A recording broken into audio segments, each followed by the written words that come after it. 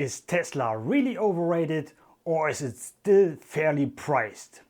And should you invest in Tesla, or there are other options? Hi, here's Björn from Become Financially Independent.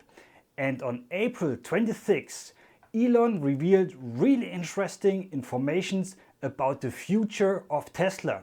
So let's get started. First and most important is Tesla's EV production, but not only, and I will explain why and what is the biggest advantage of Tesla compared to the other EV making companies. We have seen a real shift in customer perception of electric vehicles, and the demand is the best we have ever seen.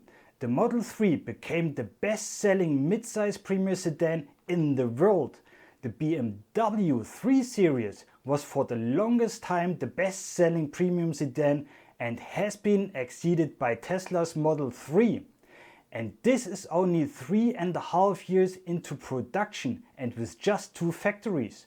For the Model 3 to be outselling its combustion engine's competitors, I think it's quite remarkable. And let's have a look what Ark-Invest is saying to that. So on the slide you see their expectations, means based on Wright's law. Ark forecasts that EV sales should increase roughly 20-fold from 2.2 million in 2020 to 40 million units in 2025. And in the past couple of quarters, Tesla delivered roughly 250,000 Model 3, which translates to an annualized rate of 500,000 per year. When it comes to Model Y, Tesla thinks the Model Y will be the best-selling car or vehicle of any kind in the world and probably in the next year. And if you want to see the full Q1 earnings call analysis and what Elon was saying there, I will link up here the video. But let's continue. In regards of the autonomous driving, we see the full potential of Tesla, and I think not many seeing this point. Then if we have a look at the big idea study of Ark-Invest, Ark-Invest believes that autonomous ride-hailing will reduce the cost of mobility to 1/10 the average cost of a taxi today, spurring widespread adoption. Ark's research suggests that autonomous ride-hailing platforms will generate more than 1 trillion in profits per year by 2030. In addition, automakers and fleet owners could enjoy profits of 250 billion and 70 billion respectively. And according to Ark's research, the ride-hailing market today generates roughly 150 billion in revenues globally with a rates of 10 to 30% and profit margins as high as 50% in high-performing cities. Likewise, autonomous ride-hailing could generate 50% margins, but its lower price point should expand the total market from 150 billion in revenue with the take rates up to 60% to 6 or 7 trillion by 2030. And there are 3 approaches. Tesla's approach is camera-based,